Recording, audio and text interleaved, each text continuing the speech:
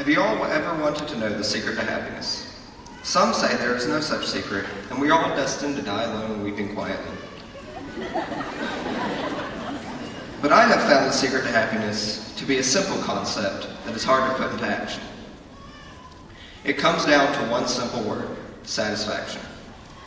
Most of us have a serious problem with expecting the best out of everything. People get so upset when things don't go the way they want. That is the main source of our unhappiness.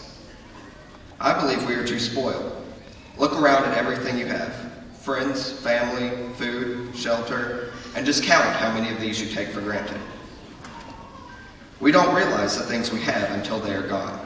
While on the other side, when we don't get something we want, or a friend has something we want, we get angry and jealous.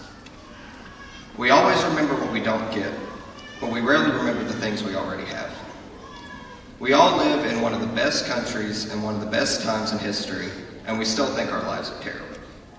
On the day you were born, almost 352,000 babies were brought into the world, and almost 11,000 were born in the U.S.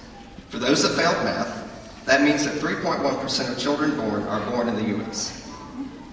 You won the genetic lottery. You got to be the lucky 3.1%. Remember those odds when you were complaining because you didn't get what you wanted for Christmas. It doesn't just apply to items. We are also spoiled in the experiences we get to do every day. Some things in life are going to be genuinely unfortunate, but as cliche as it sounds, what doesn't kill you will make you stronger. Take away what you get out of every experience, not just what you lost in the event. For example, you had to help someone dig up a garden. It was hot out. It was hard work. But the way I look at it is, hey, I just burned a lot of calories. I can have cake later and not hate myself. Or let's say your parents make you clean a room. It's remarkably messy. You may find some moldy food that fell behind your bed 3 years ago. It's probably less fun than staring at the ceiling. But on the bright side, you might not catch Ebola from your carpet. Sure, there are much worse experiences than these, but always keep in mind how much worse it could be. One thing I like to look at to make myself snap back into reality are first world problems. First world problems are those events in your life that you complain about when you really shouldn't. Over the past few months, I have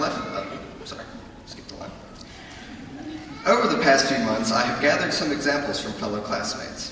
I have left out your names to avoid embarrassment. Quote, "Oh my gosh, cleaning is so hard." Sorry you have a house to clean.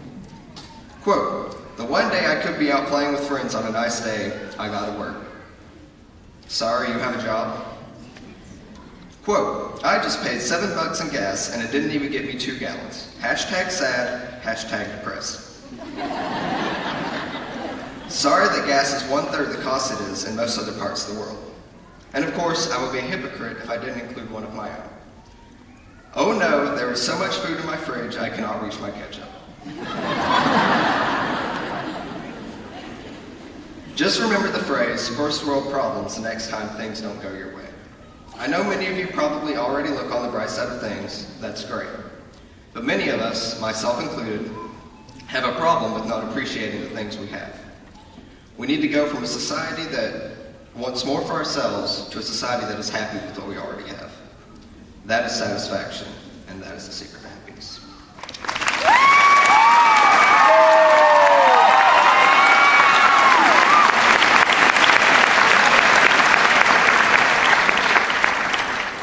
Would the class of 2012 please